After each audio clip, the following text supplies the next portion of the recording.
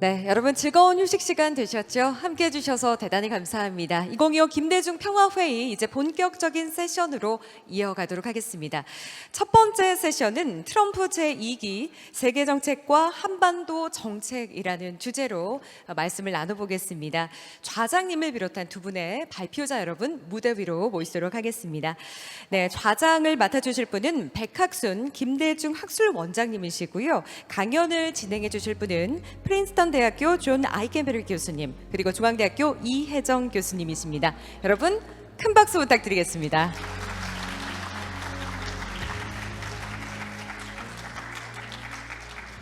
네, 좌장님 이제 진행을 부탁드리겠습니다. 제1세션에 와주신 것을 대단히 환영합니다.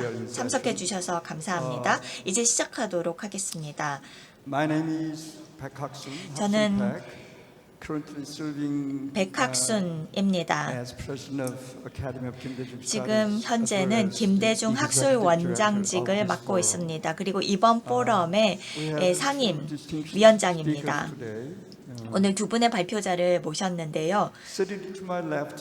오늘 지금 왼쪽에 계시는 분이 G. 존 아이켄베리 교수님이십니다. 프린스턴 대에서 오셨고요.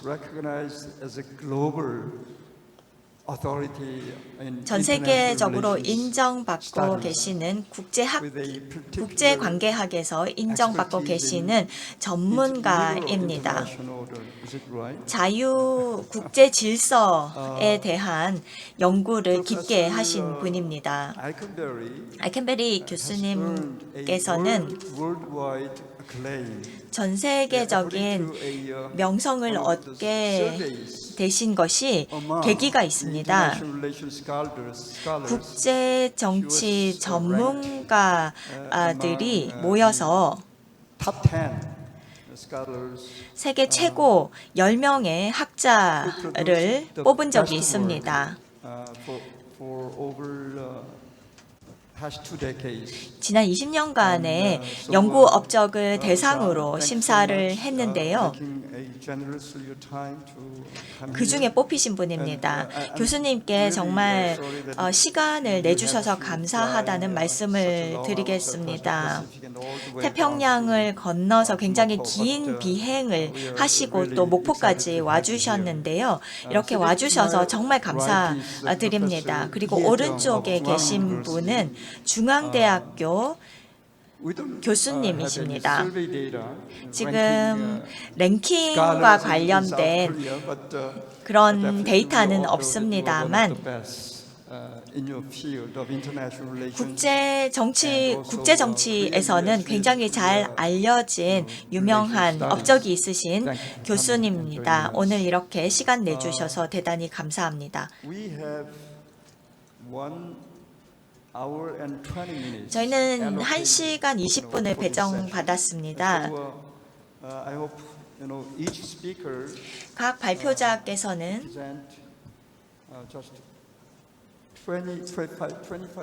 20분 내지 25분 정도 발표를 해주시고 청중으로부터 질문을 받고 답변을 하도록 하겠습니다.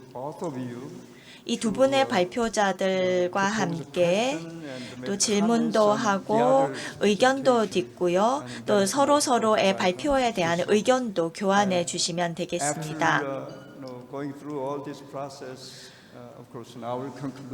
그리고 이 과정이 끝나면 12시 정도가 될 것 같습니다. 다시 한번 감사드리고요. 교수님께 발표를 요청드리겠습니다.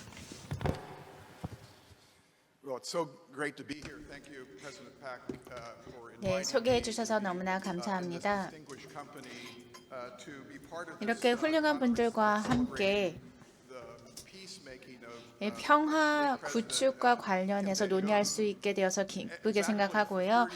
김대중 대통령님께서 원하셨던 그 평화와 관련돼서 논의할 수 있게 되어서 너무나 좋았습니다. 제가 10년 전에 한국에 왔었는데요. VIP 환담하던 중에 정치인분들 옆에 앉을 수 있는 기회가 있었습니다. 당시에 김대중 대통령님을 비롯한 여러 외교관님들 그리고 정치인분들과 논의를 나눌 수 있는 기회가 있었습니다. 그리고 2000년 6월 김대중 대통령께서 평양에 방문을 하시고 그 이후에 청와대에 가서 대통령께서 김정일과 나눴던 대화에 대해서 들어볼 수 있었던 기회가 있었습니다. 그래서 제가 한국에 대해서 가지고 있는 기억과 추억은 김대중 대통령님과 관련된 것입니다. 그렇다면 여쭤보고 싶습니다. 평화와 안보, 동북아시아에서는 어떤 의미를 가지고 있을까요? 큰 그림을 한번 그려보고 싶은데요. 앞으로 저에게 어떤 난제가 있을까요? 2000년 이후에 큰 발전을 하였습니다. 2000년은 특히나 의미 있는 한 해였는데요. 김대중 대통령께서 평양에 방문을 하셨고요. 2000년 6월에 말이죠. 남북 정상회담을 통해서 한반도의 화해 무드가 조성이 되었고 통일에 대한 염원도 한 발짝 더 다가가는 듯한 모습을 보였습니다. 1998년 이후 대화가 많이 이어지지 못했습니다만 냉전이 종식이 되고 이니셔티브가 많이 발족이 되면서 민주주의를 향한 발전이 있었습니다. 그리고 중국이 WTO에 가입하지 않았습니까? 냉전 종식 이후에 2001년 중국이 WTO를 가입하게 되면서 화해 무드가 조성되는구나라고 희망적인 분위기였습니다. 민주주의가 확대되었고 인권이 더 많이 수호되었으며 경제 성장, 글로벌화 여러 가지 좋은 조짐들이 많이 발견이 되었습니다. 민주주의, 인권, 법치주의 이 모든 것이 다 발전하는 듯한 모습을 보였습니다. 이 공산주의가 이제 주춤하고 이 세계 전쟁에 대한 우려가 좀 줄어들면서 희망적인 분위기가 전 세계적으로 조성이 되었고 햇빛 정책에 대한 논의가 많았습니다. 그렇지만 25년 지난 지금 어떨까요? 완전히 다른 상황입니다. 이 낙관주의는 이제 거의 사라졌다고 말씀드릴 수 있겠습니다. 유럽에 전쟁이 있고요. 중동에 분쟁이 있습니다. 그리고 군비 경쟁이 동아시아에서 두드러지게 나타나고 있습니다. 상황이 많이 달라졌습니다. 지금 글로벌 질서가 무너지고 있습니다. 규범이 붕괴되고 있습니다. UN 헌장이 실시간으로 무너지고 있습니다. 미국 정말 이렇게 말씀드리기 너무 싫긴 한데요. 미국이 지금 신행정부를 맞아들였는데요. 전 세계에서 가장 강력한 국가라고 할 수 있는 미국이 국제적인 규범을 흔들고 있습니다. 무역, 연대, 다자주의, 인권, 환경, 해외 지원 이 모든 것들에 대해서 보여주었던 미국의 리더십이 휘청거리고 있습니다. 그래서 지금 미지의 영역에 들어서고 있다라고 말씀드릴 수 있는데요. 국제정치는 과거와 달리 미지의 영역에 있습니다. 이 규범을 붕괴시키고 다시 재정립하려고 하는 미국의 모습이 보여주고 있다라고 말씀드릴 수 있겠습니다. 그렇지만 한편에 다른 움직임도 관찰되고 있습니다. 미국뿐만 아니고요. 다자주의라던가 국제 제도, 질서들이 뒤흔들리고 있습니다. 세계가 규범을 만들어내기 위해서 수십 년 동안 노력해 왔던 것들의 근간들이 조금씩 흔들리고 있다는 것입니다.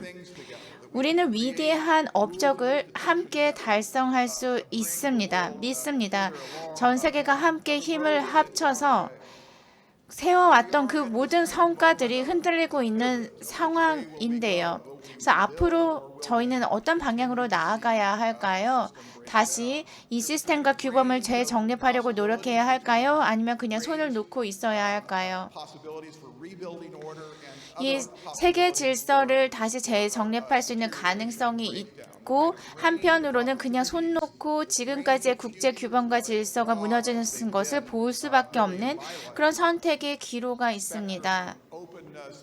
이 개방과 법치주의에서 제국주의, 이 극단적인 상황이 대립하고 있는 현 상황을 보면서 마음이 복잡합니다. 1930년대 같은 경우는 이 시스템의 붕괴를 경험한 바 있었고 그때 그 다음 행보가 어떻게 될지 몰라서 불안했던 적이 있었습니다.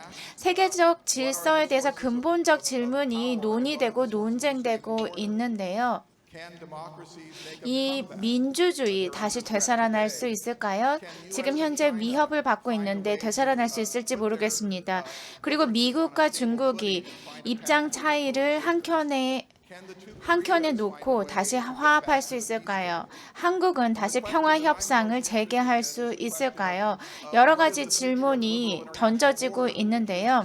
자유주의 국제 질서는 과연 어떤 것일까요? 개방된 규칙 기반의 점진적 지향, 국제 질서 정립할 수 있을까요? 물어봐야 될 것 같습니다. 지난달에 옥스포드의 회의에 참여하였고 질문을 받았습니다. 자유주의 국제 질서 이제 죽은 것이냐? 라고 아주 도전적인 질문을 받았습니다. 학자로서 그럴 수도 있고 아닐 수도 있다라고 답변할 수 있을 텐데요. 미국 같은 경우는 예전의 모습이 전혀 없습니다. 그렇지만 다른 한편의 모습을 살펴보면 가능성 있습니다.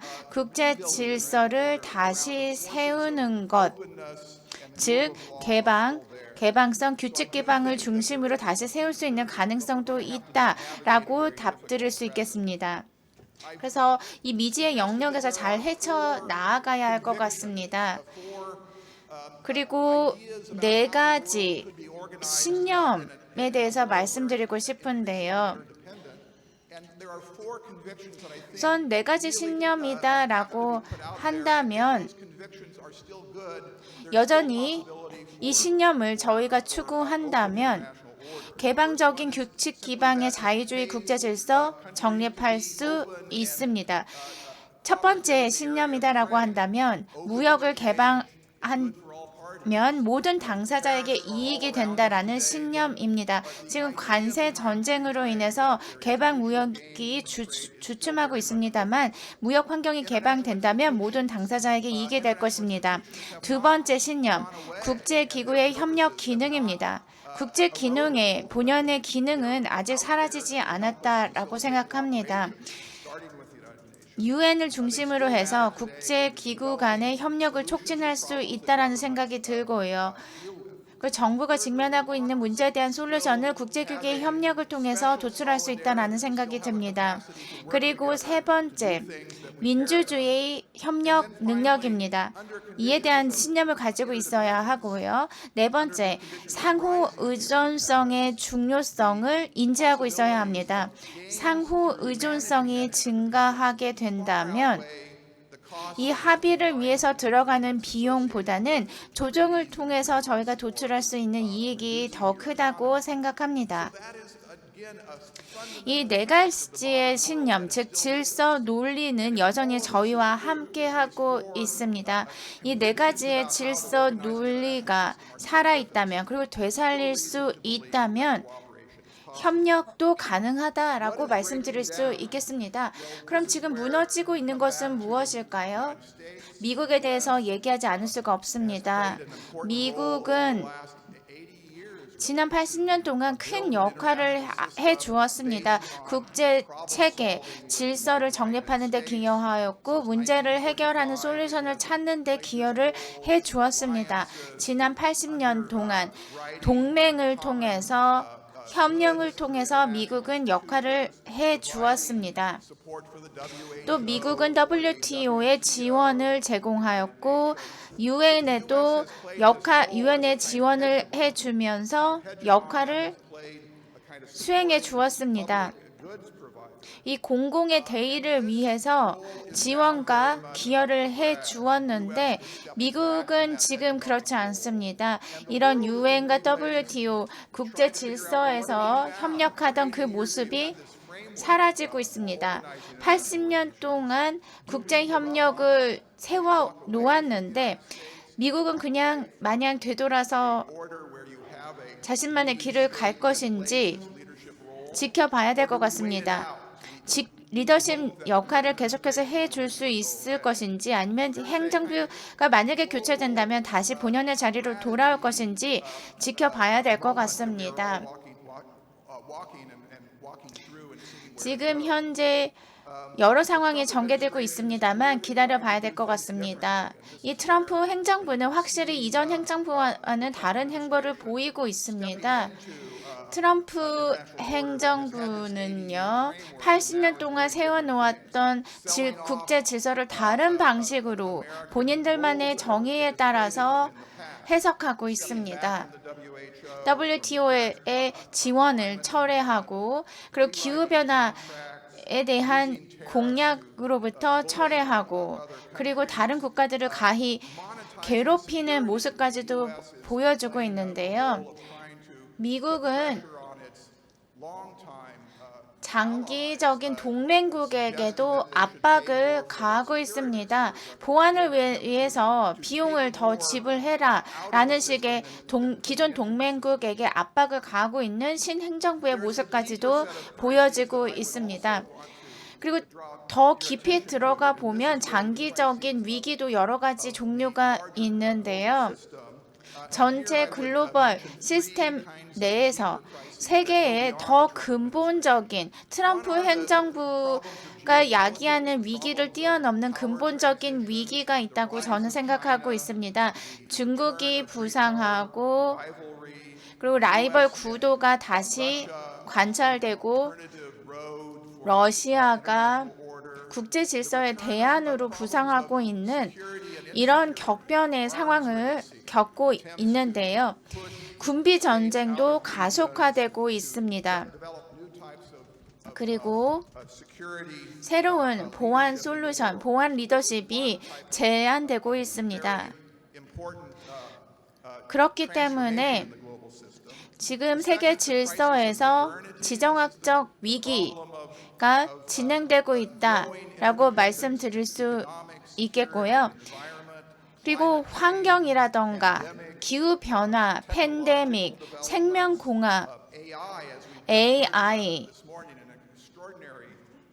오전에 교수님께서 너무 훌륭한 AI 관련한 발표를 해주셨듯 기술적인 변화가 진행되고 있습니다. 이러한 새로운 환경에서 새로운 거버넌스가 수립되지 못했기 때문에 근대성이 위기를 맞이하고 있습니다. 마지막으로 자유민주주의가 위기를 맞이하고 있습니다.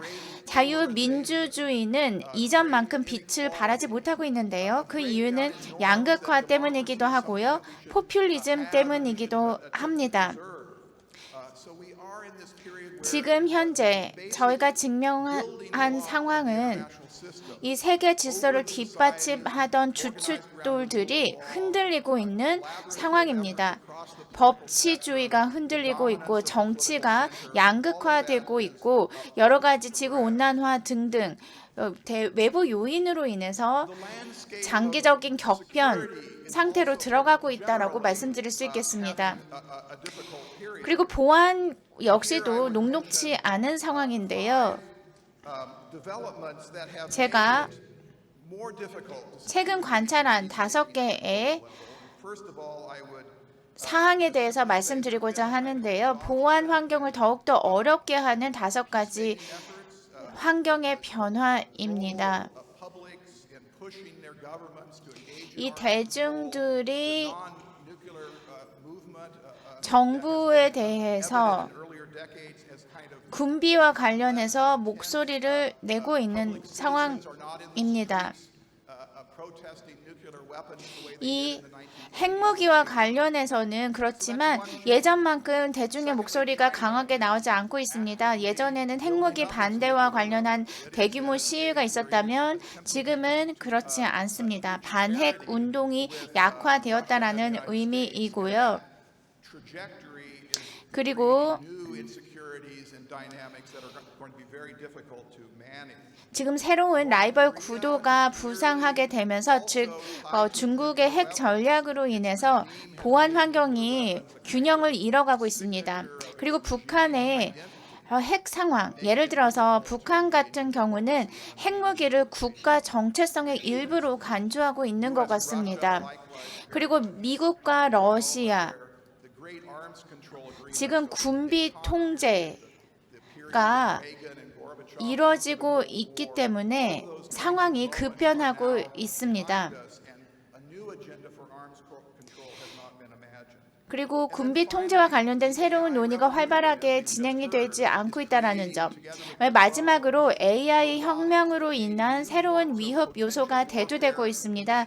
예를 들어서 향후의 미래 전장에서는 최첨단 기술, 예를 들어 드론과 같은 기술을 활용한 전쟁이 진행될 수 있습니다. 신기술로 인한 새로운 위협 상태이다라는 것입니다. 그래서 동북아시아의 평화를 위해서 몇 가지만 말씀드리고 싶습니다. 여러 가지 위험 요인들이 존재하고 있는데요. 미국과 러시아, 중국, 이 3대 강국, 그리고 한국과 일본이 함께하는 오자 관계, 위대한 오자 관계 구도를 통해서 이 평양의 압박도 가할 수 있었고 핵무기와 관련한 통제 노력도 이어질 수 있었습니다. 그렇지만 이런 5대 국이 5개의 국가가 연합을 이뤄서 북한에 압박을 미치는 것이 예전만큼 쉽지는 않기 때문에 한반도 긴장이 고도화되었습니다. 그리고 입장의 차이가 있기 때문에 강대국들이 입장 차이를 조율해서 북한과 관련된 이슈에 한 목소리를 낼 수 있는지 이것도 어려움 중에 하나입니다.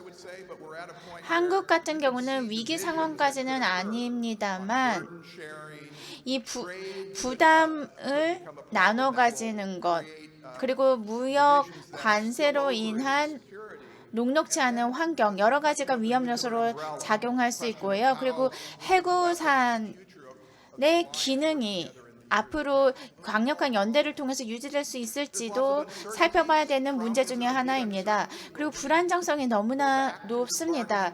트럼프 행정부 같은 경우는 협상 테이블에 앉을 때마다 예측할 수 없는 행보를 보이고 있습니다.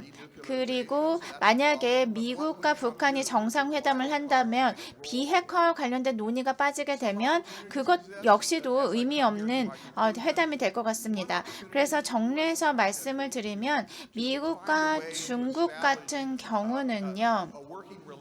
함께 협력 관계를 지역 안보 보장 차원에서 구축해야 합니다. 첫 발자국을 평화를 위한 첫 발자국은 이러한 협력 체계 구축을 통해서 시작될 수 있을 것 같습니다. 중국과 미국이 함께 협업해서 이 협력 체계를 구축하는 것부터 시작해야 하는 것입니다. 모든 문제를 하룻밤 사이에 해결할 수 없겠죠. 그렇지만 실용적인 그리고 실무적인 협업 체계를 구축하게 된다면 한반도의 비핵화 목표도 달성할 수 있을 것 같습니다. 그래서 앞으로 제가 예상했던 도전 과제는 이러합니다. 제가 말씀드리고 싶은 것은요. 기회보다 위험은 더 크게 보이긴 합니다만 기회가 전혀 없는 것이 아닙니다. 기회가 있습니다. 최근 역사를 되돌아보면 국제 관계가 어려움이 있었습니다. 있었던 때가 항상 있었죠. 그렇지만 작은 발자국부터 시작을 한다면 큰 성과로 이뤄질 수 있었습니다. 냉전도 종식되지 않았습니까? 물론 지금 무기를 서로에게 겨냥하고 대치하고 있는 그런 세상이긴 합니다. 이러한 상황 속에서도 예전에도 그랬고 지금도 그렇습니다만 실무적으로 협력 체계를 구축한다면 해결될 수 있습니다. 쿠바 미사일 사태도 그랬습니다. 위험과 어려움은 있었습니다만 입장 차이를 넘어서 작은 발자국을 떼긴다면 성과를 달성할 수 있었습니다. 그 식량 안보에 대해서도 저희가 솔루션을 찾았고 천연두를 퇴치할 때도 솔루션을 찾았습니다. 입장 차이가 있다고 하더라도 공동으로 대처하였을 때 체계적인 리스크를 해소할 수 있다는 이해가 밑바탕에 깔렸기 때문에 실무적 차원의 작은 협력이 이루어지지 않았나 싶습니다. 그래서 제 생각은 이러한 마음가짐으로 미래를 바라보고 그리고 저희가 살고 있는 지금 이 시대에 작은 것부터 시작해 볼 수 있을 것 같습니다. 미국과 중국 사이도 그러하고요. 그리고 북한의 핵 문제와 관련해서도 실용적인 작은 발자국이 모이게 된다면 안정성으로 이어질 수 있을 것이다라고 생각이 듭니다. 그리고 주의를 기울이는 신중한 외교도 가능하다고 생각합니다. 여기까지 제가 준비한 발표 내용이었습니다. 경청해 주셔서 감사합니다. Thank you, John. 네, 감사합니다. 교수님. My apologies for 우선 not having introduced 사죄 말씀부터 드리고 싶은데요. 이 존 아이켄베리 교수님의 주제를 제가 소개해드리지 않았습니다. 죄송합니다. 글로벌 혼란, 트럼프 2기, 그리고 한반도의 평화 미래가 이번 세션의 주제입니다. a new vision of 새로운 coexistence peace. 공존을 위한 새로운 비전이라는 대주제 하에서 이제 이번 세션의 주제를 소개드리지 못해서 죄송하고요. 다음은 이혜정 교수님의 말씀 들어보도록 하겠습니다. 부탁드립니다. Okay, it's a great honor for me to participate 감사합니다. in this great venue, 김대중 평화 포럼에 이렇게 참석할 수 있어서 대단히 기쁩니다. 제가 생각해 왔던 것들을 아이켄베리 교수님을 모시고 이렇게 발표할 수 있어서 정말 기쁩니다. 백학순 위원장님 그리고 주최 측께도 감사의 말씀을 드립니다. 제가 파워포인트를 준비하진 않았습니다. 아주 간단하게 영어로 된 논문을 준비를 했었고요. 이것을 기본으로 해서 발표하겠습니다. 311페이지 책자를 보시면 되겠습니다. 제가 드릴 말씀은 세 가지 정도로 구성됩니다. 첫 번째로는 트럼프는 현상이다. 원인이 아니라 결과라는 것입니다. 트럼프는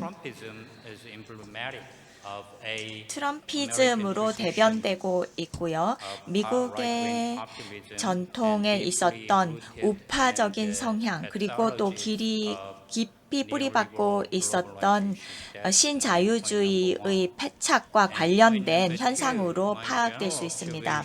두 번째로 트럼프 2.0입니다. 아이켄베리 교수님께서도 말씀을 주셨는데요. 트럼프 2.0은 수정주의적인 권력이다라고 지적해 주셨습니다. 세 번째로 드릴 말씀은 트럼프의 2.0이 한국 그리고 한국과 미국의 관계에 어떤 영향을 끼칠 것인가를 보는 것입니다. 일상적으로 한국은 미국과 동맹 관계를 가지고 있고 그 동맹을 우선시해 왔습니다. 하지만 이 동맹이 더 이상 그전처럼 유지될 수 없다라는 것이 제 결론입니다. 먼저 첫 번째 포인트부터 말씀드리겠습니다. 2016년 9월에 논문을 발표한 바 있습니다. 트럼프주의가 부상하고 있다라는 것인데요. 그 당시에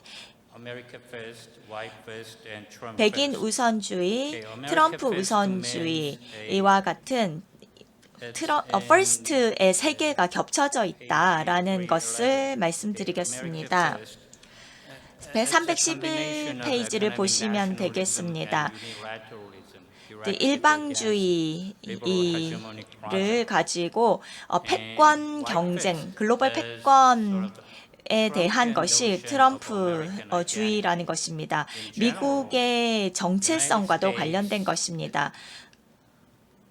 일반적으로 알켄베리 교수님께서도 자유주의론적인 그리고 예외주의적인 미국에 있어서 늘 미국은 전통적인 국가가 아니라 예외적인 국가다라는 것을 설파해 왔습니다. 역사적으로 봤을 때 그렇다라는 것이었죠. 미국은 보편국입니다.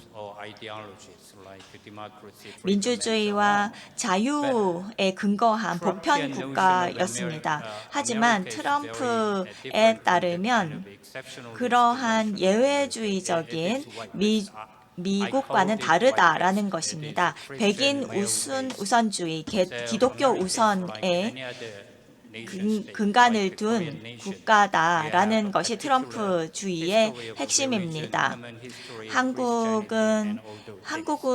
한국도 그런 정체성이 있지 않겠습니까? 하지만 트럼프가 정의하는 미국은 보편적인 성향과는 다르다. 지금까지 알았던 미국의 성향과는 다르다라는 것을 주장하는 것입니다. 그렇다면 국내외적으로 어떻게 순수한 미국을 만들 것인가, 우파적인 성향과 그리고 마가를 통해서 실현하고자 하는 것입니다. 나만 체제를 바꿀 수 있다. 그래서 트럼프가 우선이다라고 주장하고 있는 것이죠. 그 당시에 다시 제가 트럼프의 문제는 무엇인가라는 논문을 2016년 9월 23일 페이퍼를 발표한 바 있습니다. 그 당시에 트럼프가 선거에 진다 하더라도 그는 패배를 인정하지 않을 것이다 라고 예상한 바 있습니다. 그 당시에 미국 외교 정책의 향후에 대한 것도 예측을 한 바가 있습니다. 미국의 리더십과 그리고 다자주의는 이제 거의 끝나간다라고 예측을 했었습니다. 왜냐하면 그 당시 대선 과정을 보면서 샌더스뿐만 아니라 또 샌더스와 트럼프, 힐러리 클린턴 역시 TPP를 중요하게 생각하지 않았습니다. 대서양 무역 환태평양 동반자 협정이었죠. 중요하게 생각하지 않았고 또 경제 국수주의 그리고 다자주의를 무시하는 듯한 발언을 하면서 미국에 대한 것들이 예측이 되었습니다. 세 번째로 미국은 민주주의의 모델로서 추앙받았으나 그런 것도 더 이상 통하지 않을 것이다 라고 예측했습니다. 트럼프가 부상하면서 그리고 그것이 한국에 어떤 영향을 끼칠 것인가에 대해서도 생각해 봤었는데 그 당시에 경고를 한 바가 있죠. 2016년 말에 제가 컬럼을 통해서 경고했습니다. 이른바 한미 간의 포괄적 전략적 동맹이 종말을 의미할 수도 있다라는 것이었습니다. 군사, 경제, 이것은 경제는 FTA라는 축이 있었죠. 양측의 FTA가 있었고 또 세 번째는 민주주의라는 공동의 가치, 자유, 시장 경제 자본주의 이런 것들이 글로벌하게 행해졌습니다만 이런 가치가 더 이상 통하지 않을 것이다 라고 경고를 했었습니다. 트럼프는 경제 다자주의를 반대하고 있었습니다. 트럼프에게 있어서 동맹은 사실은 미국의 자산이 아니라 부채라는 것이었습니다. 동맹국들이 프리라이드를 하고 있다. 제대로 된 비용을 치르고 있지 않다. 여러 산업 정책과 여러 부분에 있어서 미국에 업혀가고 있다라고 평가하고 있었습니다. 그래서 제가 봤을 때 트럼프가 부상했던 것은 단 한 번에 그냥 끝날 수 있는 그런 경고가 아니라 장기적으로 한미 관계에 영향을 미칠 것이다 라고 예상했습니다. 이제 트럼프 2기를 맞이하면서 제가 생각하고 있는 것은 트럼프 1기 때는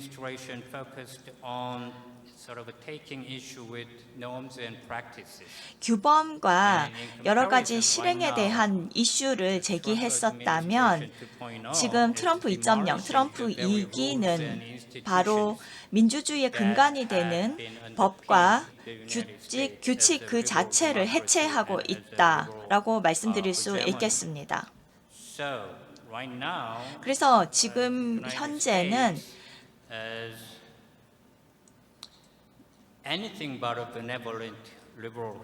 미국은 좋은 행위를 하는 국가가 아닙니다. 비자유주의적, 수정주의적이고 불량배와 같은 착취적, 초강대국 또는 약탈적인 국가로 변신해서 국제 규범을 깨고 세계를 불안정하게 하고 글로벌 경제를 둔화시키고 있습니다. 그리고 마지막으로 트럼프와 한국의 관계에 대해서 말씀드리겠는데요.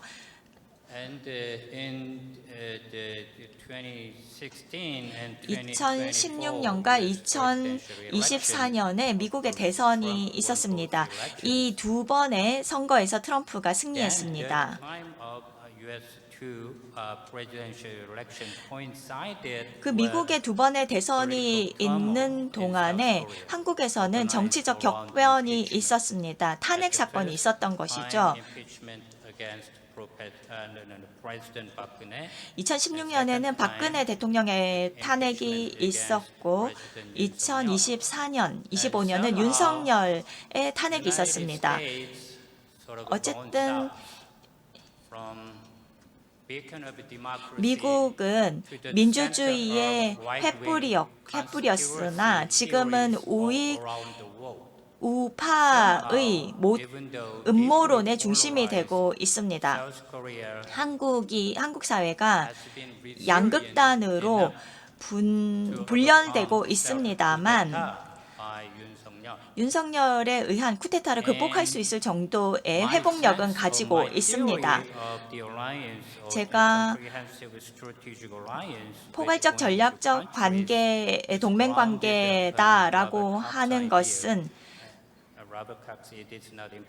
로버캅의 이상에 달려 있다라고 생각하는데 사실 중요한 건 아닙니다만 실질적인 제도적 이념적이라는 것이 이 한미 동맹을 구성한다라고 보고 있습니다. 두 나라의 경제적, 군사적 그런 것들이 엮여 있고 그리고 제도적으로는 띵크탱크라든지 학계 그리고 여러 공무원 간의 연계망 그리고 그 외에 여러 제도적인 네트워크로 엮여 있다라는 것이 또 하나이고요. 그리고 세 번째는 이념적인 부분이 있다라는 것입니다. 한국은 식민 시대를 딛고 지금은 선진 산업 국가로 우뚝 섰습니다. 한국의 정체성은 우리는 서구 공동체 일원이다라고 생각해 왔습니다. 저희가 바닥에서 거의 G7에 버금가는 나라로 성장해 왔고 그 과정에서 미국의 도움이 컸습니다. 하지만 미국은 우리가 늘 알았던 이런 나라라고 생각했던 그 미국의 그런 모습이 완전히 깨졌습니다. 그래서 동맹에 있어서 이념적인 부분이 완전히 사라졌고 이제 제도적인 차원에서도 유지되지 못하고 있습니다. 한국과 미국의 전략적인 동맹은 군사적인 부분도 분명히 있었습니다. 이 동맹을 유지하는 비용이 한국 입장에서는 크게 증가하고 있습니다. 동맹의 장점은 오히려 축소되고 있습니다. 미국에 대한 신뢰성 그리고 핵 억지력을 제공하는 그런 기능도 축소되고 있습니다. 하지만 오히려 분쟁에 휘말려 들어갈 가능성이 높아지고 있습니다. 왜냐하면 미국에서 요구하는 것이 전략적인 유연성을 주한미군에 뿐만 아니라 어떤 학자들에 따르면 주한미국이 대만에 만약에 어떤 사건이 발생하게 되면 개입해야 할 수도 있다. 한국군이 개입해야 할 수도 있다라는 것을 미국에서 요구하고 있기 때문입니다. 미국은 동맹국에게 이것을 해라 저것을 해라 계속 요구하고 편을 들라고 계속 강요를 하고 있습니다. 이재명 정부는 굉장히 어렵다고 생각합니다. 균형을 유지하기가 참 어려운 상황이라고 생각합니다. 이재명 행정부는 먼저 동맹 우선시하는 정책을 유지하고자 합니다. 하지만 다른 옵션들도 있습니다. 다각화가 필요합니다. 그리고 자주성도 필요합니다. 주체적인 활동을 통해서 내부적인 균형을 이루어야 합니다. 제가 생각했을 때는 그것이 과연 가능할 것인가? 이재명 정부는 이 세 개의 과제를 한꺼번에 해결할 수 있을 것인가 생각해 봤을 때 그렇게 저는 낙관적으로 보지 않습니다. 첫 한미 정상회담이 열렸습니다. 이 한미 정상회의는 잘 됐다. 이재명 행정부 차원에서는 우세하다라는 평가가 있는 것이 사실입니다. 젤렌스키 순간 모멘트를 피했다라는 것도 있었고 그리고 관세 협상이 답보 상태에 있었습니다만 어느 정도 건드렸었고 그리고 어려운 여러 가지 것들이 해결이 되지 않았지만 더 나빠지지는 않았습니다. 조지아주에서 현대 LG 직원들이 구금되는 사태가 있었죠. 여러분 보셨지만 수갑도 찼었고 쇠사슬을 찬 모습이 비춰졌습니다. 그래서 지금 양국은 굉장히 어려운 상황에 놓여 있습니다. 트럼프는 미국의 르네상스를 원하고 또 외교 정책도 성공하기를 원합니다. 그래서 제가 할 수 있는 질문은 과연 미국이 마가 정책을 노동자층을 중심으로 해낼 수 있을 것인가 하는 질문입니다. 어떻게 그러한 정책들이 한국의 경제 이익과 부합할 수 있을 것인가 생각해 봐야 합니다. 이 질문에 있어서도 저는 부정적입니다. 그래서 제가 내릴 수 있는 결론은 이렇습니다. 한국은 지금 분기점에 서 있다. 새로운 전략이 필요하다라는 것입니다. 지금 해왔던 대로 하게 된다면 한미 동맹 을 신성시했던 그러한 접근 방식으로는 한국의 안보를 보장할 수도 없고 한국의 번영도 유지하기가 어렵고 한국의 좋은 사마리아 국가로서의 지위를 국제사회에서 유지하기가 어렵다라는 것이 제 생각입니다. 경청해 주셔서 감사합니다. Thank you, Hae-jung. Both speakers dealt with 교수님 감사합니다. 두 분의 발표자께서 we experience at the global level and also 글로벌 차원에서 그리고 한반도 차원에서 또 한미 관계 차원에서 여러 가지 의견들을 발표해 주셨습니다. 시간이 많이 흘러가고 있는데요. 처음에는 제가 시간이 좀 충분할 것으로 생각을 했는데요. 시간이 그렇게 많지는 않습니다만 서로의 발표에 대해서 주실 의견이 있으시면 얘기를 해 주시기 바랍니다. 그 이후에 질문을 좀 받도록 하겠습니다. 의견도 좋고요. 간단하게 질문을 해 주셔도 되겠습니다.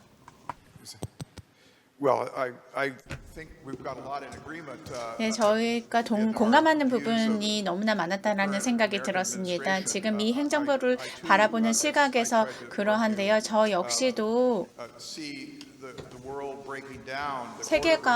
세계 질서가 무너지고 있다는 생각이 듭니다. 미국이 신뢰할 만한 그런 주춧돌이 되어주지 못하고 있기 때문에 그러하다고 생각합니다.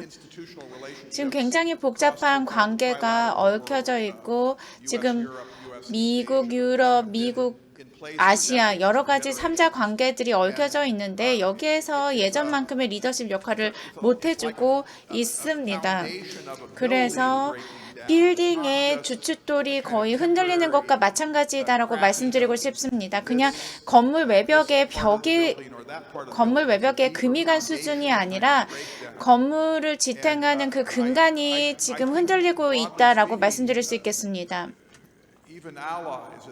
지금 동맹 같은 경우만 보더라도 미국과 한국의 동맹이 정말 오랜 세월을 통해서 강해지지 않았습니까? 한국 전쟁 이후부터 말이죠. 세대를 거듭해서 계속해서 강화되어 왔던 동맹 관계였고 일본과의 관계도 마찬가지입니다. 다자 관계를 바라볼 때 그 일본과 한국 전략적인 담론이 필요합니다. 미국의 의존도를 줄여나가는 것에 대한 논의가 시작되어야 합니다. 왜냐하면 전략적 리스크로 작용하고 있기 때문입니다. 미국에 대한 의존도가 너무 높아진 상태로 유지되면 말이죠.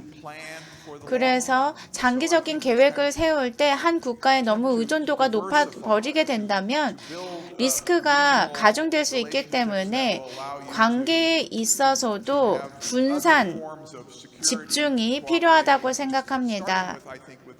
그래서 일본과 대화를 재개하는 것도 좋은 방법 중에 하나가 아닐까라는 생각이 듭니다.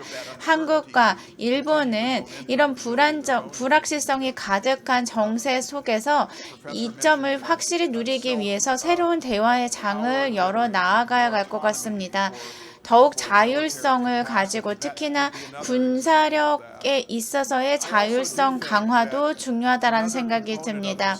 뿐만 아니라 한국의 전략 중에서 반드시 포함시켜야 하는 것이 미국과의 대화의 끈을 놓아서는 안 된다라는 것입니다. 지금 미국에서 벌어지고 있는 일에 대해서 미국 국민들의 많은 비중이 흡족하게 생각하지 않고 있습니다. 지금 미국이 보여줬던 리더십을 통해서 세계 질서에 긍정적인 영향을 미쳤다라고 생각을 가지고 있는 미국인들이 많습니다. 예전의 상태로 돌아가고 싶다, 예전의 관계로 돌아가고 싶다라는 생각을 가지고 있는 미국인들의 비중도 상당하기 때문에 미국과의 대화의 끈을 전혀 놓아서는 안 된다라는 말씀 드리고 싶습니다. 민주주의를 수호하자는 성스러운 이 합의는 여전히 신성한 협약은 아직까지도 견고하다라고 생각합니다. 지금의 미국 행정부가 계속해서 미국 행정부가 되지 않을 것이기 때문에 새로운 행정부가 들어오게 된다면 상황은 달라질 수 있습니다. 그렇기 때문에 대한민국 입장에서는 전략적으로 이 상황을 잘 헤쳐나가야 할 텐데요. 우선 첫 번째로 미국에 대한 의존도를 줄이고 그리고 다른 국가와의 전략적 협력 관계로 다각화시켜 나가는 방법을 제안드리고 싶습니다. 네, 이 교수님께서도 이혜정 교수님께서도 의견 있으시면 말씀 주시기 바랍니다. One thing on Professor 아이켄베리 교수님께서 말씀하신 것 중에 한국은 여전히 미국과의 관계를 가져야 한다에 대해서는 전적으로 동의합니다. 거기에 더해서 지금 말씀드리고 싶은 것은 한국은 리스크 해체하는 전략이 필요하다. 미국과 관련해서 그렇습니다.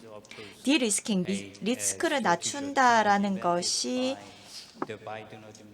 바이든 행정부에서 나왔던 얘기고 중국 대중국 관련해서 나왔던 얘기입니다. 어떻게 미국에게 유리하게 경제적 상호관계를 유지할 것인가라는 것을 생각하면서 나왔던 얘기인데요. 한국도 그 디리스킹 전략이 필요합니다. 지금 가장 위협이 미국으로부터 나오고 있습니다. 그 중에 하나가 관세입니다. 25% 그리고 3,500억 달러의 투자를 요구하고 있죠. 굉장히 사실 무리한 요구입니다.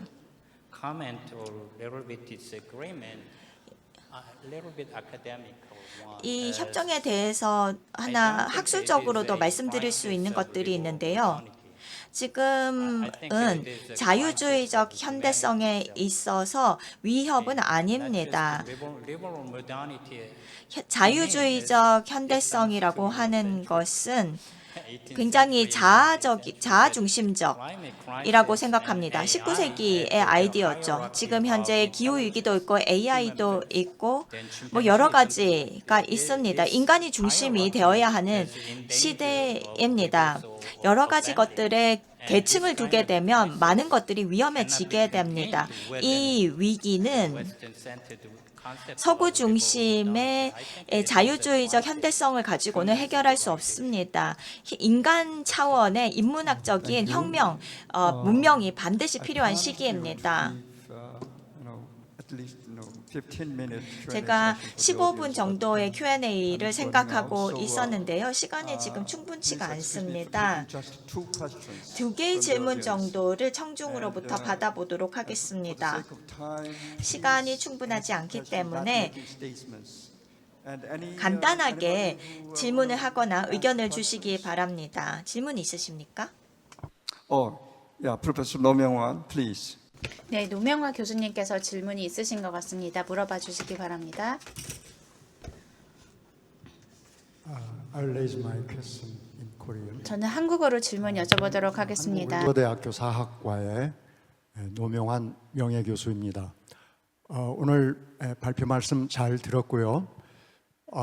그러한 가운데서 저는 지금 현재 문제를 국제관계라고 하는 시각에서보다 이미 또 발표자 선생님들께서도 말씀을 해주셨습니다만 보다 큰 틀에서 큰 세계사적 틀에서 지금 현재의 문제를 보면서 우리가 해결의 길을 찾아가야 되지 않나 생각을 합니다. 그러니까 1648년에 이 베스팔렌 조약에서 주권 국가들로 이루어진 이 세계 시스템, 그러나 거기에서는 하드 파워, 영토, 그다음에 이 인구, 자본 이런 것이 중요한 그러한 강대국들에 의해서 이루어지는 시스템. 이제 그 중에서 2차 세계대전 이후에 압도적으로 미국이 그러한 헤게모니를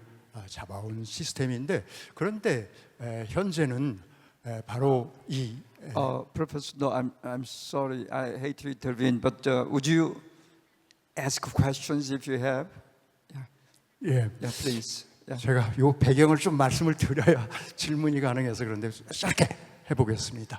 예, 하여간 이 디지털 시대라고 하는 데 있어서는 근본적으로 더군다나 이제 이 AI 시대에 이 변화가 와서 기존의 그러한 강대국 약소국 시스템의 그 베스트팔렌 조약이 유지되기 어려운 이제 이런 상황에서 미국의 그 어떤 트럼프의 저러한 정책은 하나의 현상이다 이렇게 볼 수 있다면, 그렇다면 이제 이 근본적으로 지금 기후 위기라든가 AI 뭐 이런 문제로 인해서 생기는 문제는 국가 간의 정책 문제가 아니라 그 사회 자체 AI로 인해서 생기는 실업의 문제라든가 기후 위기라고 하는 것은 강대국 역시도 어떻게 해볼 수 없는 이러한 중대한 문제이고, 그래서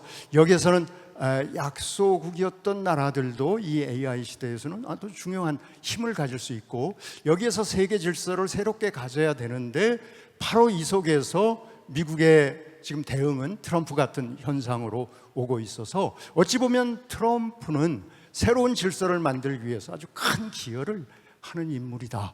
한국에서만 보더라도 저렇게 막 나가는 식으로 간다 보니까 전 국민들이 이거는 안 되겠구나 하고 느끼면서 새로운 것을 이렇게 할 수 있는 이제 새로운 길을 가야 된다. 여기는 동맹에 대한 의존을 기존처럼 해서는 안 된다는 선생님들의 말씀 여기에 포함되고 있고 그러겠는데요. 이제 이런 측면에서 저는 김대중 대통령이 이 IT 시대에 한국의 위상을 어떻게 할 거고 세계를 위한 기여를 어떻게 할 건가 이렇게 했는데, 관련해서 여기에서 그 한국의 역할, 그 다음에 이 트럼프 시대에 오히려 우리가 더 이 세계 질서를 가야 할 방향으로 가는데 바꾸는 가는 기회로 만들 그렇게는 선생님들 두 분 선생님 어떻게 생각하시는지 그렇게 묻고 싶었습니다. Thank you very much, Professor No.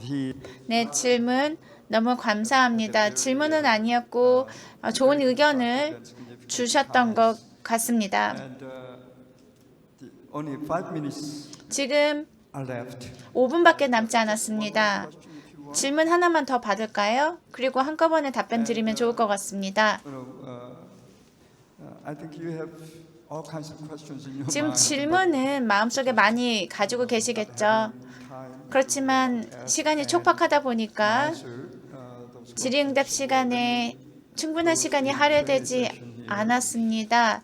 그래서 여기에서 질의응답 시간을 마무리하고자 하는데요.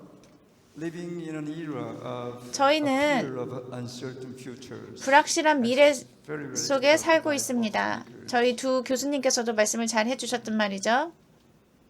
Violent populism. 지금 폭력적이다라고 할 수 있는 포퓰리즘이 관찰되고 있고요. 그리고 심지어 제노사이드, 대학살이 관찰되고 있습니다. 그리고 두 분의 연사께서도 동의를 해주셨듯 자유, 경제주의 질서가 흔들리고 있습니다. 붕괴되고 있다라고 말씀 주시기도 하셨습니다. We don't have any leeway or any 그렇지만 welcome for any authoritarian international order. 지금 권위력을 가진 세계 질서가 정립이 되어야 하는데, 지금 존 아이켄베리 교수님께서도 말씀을 해주셨듯 자유 경제주의를 다시 되살려야 된다라고 발표 중에 말씀 주셨습니다. 이를 대체할 수 있는 체계가 없기 때문에 그렇게 말씀 주신 것 같습니다. 그리고 대한민국 정부가 미국과의 대화의 끈을 놓아서는 안 된다라고도 말씀을 해주셨습니다. 그리고 이혜정 교수님 역시도 창의적이고 그리고 비판적인 시각으로 현 정세를 말씀을 해주셨습니다. 이 두 분 모두에게 감사하다는 말씀 드리고 싶고요. 제가 두 개의 질문을 준비를 했습니다만 지금 시간이 없기 때문에 물어볼 시간은 없을 것 같습니다. Give a round of a big applaud. Not only to the 저희 speakers, but 두 교수님을 비롯해서 저희 모두에게 큰 박수를 한번 보내면 어떨까라는 생각을 해봅니다. 네, 대단히 감사합니다. 이렇게 세션 and, 1을 and Yes, please. And I really thank you, the audience, for 네, 청중 여러분들께 그리고 발표자 여러분들께 감사의 말씀을 드립니다. 시간 잘 지켜주셨고요. 이로써 김대중 평화 포럼의 1세션을 마치도록 Thank you very 하겠습니다. much. 네, 고맙습니다. 네, 고맙습니다. 제 트럼프 2기 세계 정책과 한반도 정책을 주제로 한 1세션 이렇게 마무리하도록 하겠습니다.